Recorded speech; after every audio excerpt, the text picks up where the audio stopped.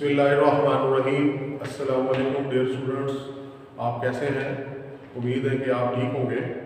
बेटा मैं आपका मेरा my name is Salim Murad, I am your math teacher. बेटा आज हम लोग डिस्कस करेंगे एक्सरसाइज 1.2 का question number 3। Question number 3 start करने से पहले आप लोग देख रहे हैं कि क्वेश्चन जो उसमें जो सेट्स दिए गए हैं वो सेट्स किस फॉर्म में है, डिस्क्रिप्टिव फॉर्म में, स्टेटमेंट की फॉर्म में। तो आप लोगों को पता होना चाहिए कि set natural set, for example set of natural number जैसे है कहाँ से स्टार्ट होता है, सेट ऑफ होल नंबर है वो कहाँ से स्टार्ट होगा, और सेट ऑफ इंटीजर क्या है, इवन नंबर का सेट क्या है, और नंबर का सेट क्या है। तो ये साथ साथ क्वेश्चन में जब सेट को वो देगा डिस्क्रिप्टिव फॉर्म में तो मैं उसकी साथ साथ वजाहत करूँगा।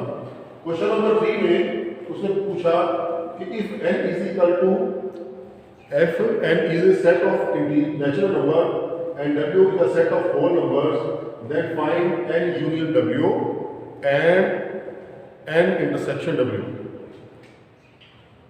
Set of natural number solution में मैंने क्या लिखा, n here n is equal to 1 2 3 4, मतलब सेट ऑफ नेचुरल नंबर कहाँ से स्टार्ट होता है, 1 से। उर्दू में इसको हम लोग कहते हैं कुदरती आदाद का सेट, कुदरती आदाद का सेट या मजमूआ।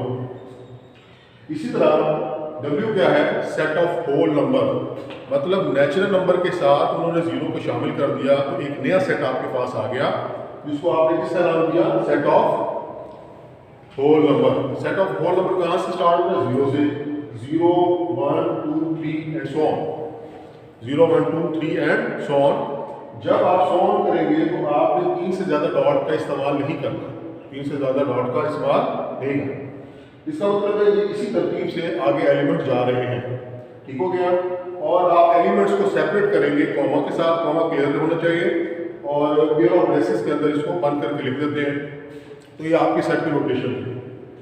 अब आप लोग फाइंड करेंगे n union w, n union w मतलब n और सेट ऑफ नेचुरल नंबर और सेट ऑफ होल नंबर्स के दरमियान यूनियन फाइंड करना है।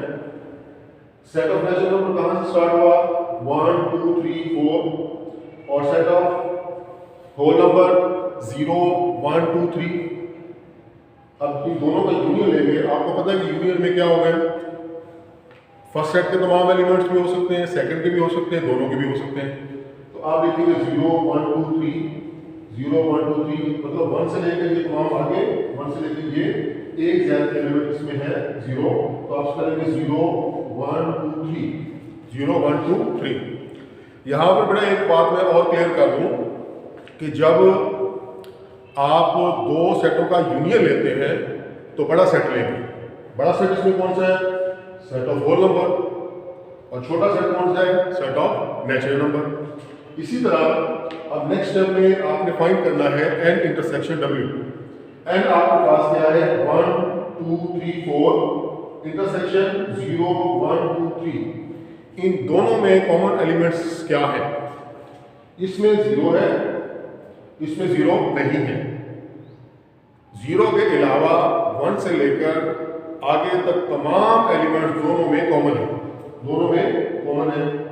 1 2 3 4 यहाँ से। जैसे मैंने यूनियन के बारे में आपको बताया कि जब आप दो सेटों का यूनियन लेते हैं तो आंसर हमेशा बड़ा सेट होता है। इसमें मैंने देखा, आप लोगों ने देखा कि सही कि सेट ऑफ नेचुरल नंबर में एक डिजिट या एक एलिमेंट कम है और सेट ऑफ होल नंबर में एक एलिमेंट ज़्यादा है। इसमें 0 है, उसमें 0 नहीं है। तो बड़ा सेट कौन सा हुआ, सेट ऑफ होल नंबर, और छोटा सेट कौन सा है, सेट ऑफ नेचुरल नंबर।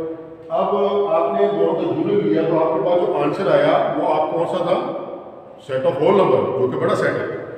और इसी तरह n इंटरसेक्शन w, इन दोनों में आप इंटरसेक्शन लिया, इंटरसेक्शन लेने के बाद आपके पास आंसर आया सेट ऑफ नेचुरल नंबर, जो कि एक छोटा सेट है।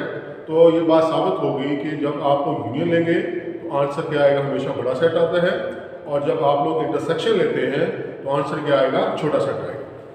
इसके बाद हम क्वेश्चन नंबर 4 की जानब जाएंगे। If P is a set of prime numbers and C set of composite number, then find P union C and P intersection C. अब इसमें भी मैं देख रहा हूं कि क्वेश्चन जो उसने पूछा है वो कौन सी फॉर्म में है, डिस्क्रिप्टिव फॉर्म में। कौन सी फॉर्म में? डिस्क्रिप्टिव फॉर्म में। तो P is equal to set of prime number and C set of composite number. आपने फिर फाइंड करना है P यूनियन C और P इंटरसेक्शन C। हियर अब दो चीजें नहीं आ गई। पहले मैंने आपको बताया कि सेट ऑफ होल नंबर क्या है, सेट ऑफ नेचुरल नंबर क्या है, वो आपको पता चल गया। इसके बाद अब यहां पे फिर डिस्क्रिप्टिव फॉर्म है। आप लोग किस तरह इसको करेंगे? P set of prime number. Set of prime number में आपके पास प्राइम नंबर होते क्या है? प्राइम नंबर वो नंबर्स होते हैं जिसके सिर्फ दो डिवाइजर हो, one and itself. One and itself मतलब 2 को आप 1 पे डिवाइड कर सकते हैं या इटसेल्फ मतलब 2 पे डिवाइड कर सकते हैं। इसी तरह 3 को आप 3 पे डिवाइड कर सकते हैं या 1 पे डिवाइड कर सकते हैं। इसके अलावा इसका कोई डिवाइजर नहीं होगा। तो ऐसे नंबर जिसके सिर्फ दो डिवाइजर हो, 1 एंड इटसेल्फ, इनको हम लोग क्या कहेंगे? Prime numbers. क्या कहेंगे? Prime number. एंड C आपके पास क्या है? Set of composite numbers. Set of composite number वो नंबर जिनके 2 से ज्यादा डिवाइजर हो, वो नंबर जिनके 2 से ज्यादा डिवाइजर हो कंपोजिट नंबर के आते हैं। 4 है, 6 है, 8 है, 9 है। 4 के देख ले, 4 पे डिवाइड होगा, 1 पे होता है डिवाइड, 2 पर होता है। इसी तरह 6 है, 2 पर भी डिवाइड होगा, 3 पर भी होगा, 6 पर भी होगा। और इसी तरह 9 जो है 3 पर भी होगा, 9 पर भी होगा, 1 पे भी होगा। तो कहने का मकसद ये है कि दोनों सूत्रों में आप लोग देखते हैं कि इस प्राइम नंबर में सिर्फ एक सेट क्या है, सॉरी प्राइम नंबर में सिर्फ 2 डिवाइजर है और कंपोजिट नंबर में डिवाइजर है, 2 से ज्यादा डिवाइजर है। तो उम्मीद है कि आपको समझ आ गया होगा difference between prime numbers and composite number. मैं दोबारा से रिपीट करता हूँ, उसके बाद क्वेश्चन हम लोग सॉल्व करेंगे। सेट ऑफ प्राइम नंबर वो नंबर जिसके सिर्फ और सिर्फ 2 डिवाइजर हो, 1 एंड इटसेल्फ। और सेट ऑफ कंपोजिट नंबर वो नंबर जिनके 2 से ज्यादा डिवाइजर हो। अच्छा, here P is equal to 3 5 and C is equal to 4 6 8 9। इन दोनों का आप लोगों ने यूनियन लिया 2 3 4 5 6 7 8। ये आपके पास आंसर आ गया। मतलब आप लोगों ने प्राइम नंबर्स और कंपोजिट नंबर को इकट्ठा करके लिखा। इसी तरह P इंटरसेक्शन C, इन दोनों को में कॉमन एलिमेंट्स क्या है? अब जो जाहिर है कि जो प्राइम होंगे वो कंपोजिट नहीं होंगे, जो कंपोजिट होंगे वो प्राइम नहीं होंगे। जब ये सूरत हाल होगी तो इसका मतलब ये है कि दोनों सेट्स में कोई भी एलिमेंट कॉमन नहीं है। दोनों सेट में कोई भी एलिमेंट कॉमन नहीं है। तो आंसर क्या आएगा? Empty set. आंसर क्या आएगा? Empty set. इसके बाद क्वेश्चन नंबर 5 में हमारे पास सेट्स है if A is equal to this and B is equal to this and C is equal to this, then find the number A union B union C। तो आपने find क्या करना है? ये फाइंड करना है। बहुत आसान, हम पहले भी कर चुके हैं ये क्वेश्चन कि आपके पास जब 3 सेट्स हो तो उनका यूनियन कैसे फाइंड करते हैं। तो सबसे पहले जिस तरह उसने आपको बताया वैसे ही लिखेंगे। A आपके पास ये है, यूनियन आ गया, B आपके पास ये है, यूनियन C आपके पास ये है। ब्रैकेट्स में जो आपके पास सेट दिए गए हैं तो आप उनको किस तरह लिखेंगे? पहले सॉल्व करेंगे। इन दोनों का यूनियन आपके पास क्या है? BCFGH। BCFGH।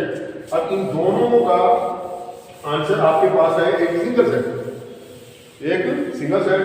और उसके बाद क्या करेंगे? फिर फर्स्ट सेट के साथ इसका यूनियन लेंगे तो आपके पास आंसर आएगा ABCDFGH। ABCDG, दोबारा से देखिएगा ABCDFGH। तो ये आपका आंसर है। तो बेटा यहाँ पर आज के टॉपिक में आपकी जो नई चीज़ें सीखने के लिए मिली वो कौन कौन सी थी कि सबसे पहले आपको पता चल गया कि सेट ऑफ नेचुरल नंबर क्या होता है, दूसरा सेट ऑफ होल नंबर क्या होता है, और तीसरी बात क्या थी कि सेट ऑफ प्राइम नंबर, जो कि बहुत फर्स्ट टाइम में भी आप लोग कर रहे हैं इस चीज़ को, सेट ऑफ प्राइम नंबर क्या है या सेट ऑफ कंपोजिट नंबर क्या है। तो प्राइम और कंपोजिट को मैं दोबारा से रिपीट करूँगा एंड में। उसके बाद सेट ऑफ प्राइम नंबर क्या था कि जिसके सिर्फ और सिर्फ 2 डिवाइजर हो, 1 एंड इटसेल्फ। और सेट ऑफ कंपोजिट नंबर क्या था? जिसके 2 से ज़्यादा डिवाइजर हो, 2 से ज़्यादा डिवाइजर हो। जैसे 4 है, ठीक है, तो ये क्या होगा? आपके पास 4 है, 8 है, 6 है, तो ये आपके कंपोजिट नंबर है। उम्मीद है कि बेटा आपको आज का लेक्चर समझ आया होगा। अगर इसके बारे में कोई बात आपको समझ ना आई हो आज के लेक्चर के बारे में, तो आप व्हाट्सएप ग्रुप में अपने क्वेश्चन को रेज कर सकते हैं, पूछ सकते हैं। और होमवर्क पे और क्लास वर्क में बेटा इस क्वेश्चन को क्लास वर्क में जितने भी दिए हैं करवाए हैं आप लोगों ने करना है। उम्मीद है कि आपको समझ आया होगा। शुक्रिया।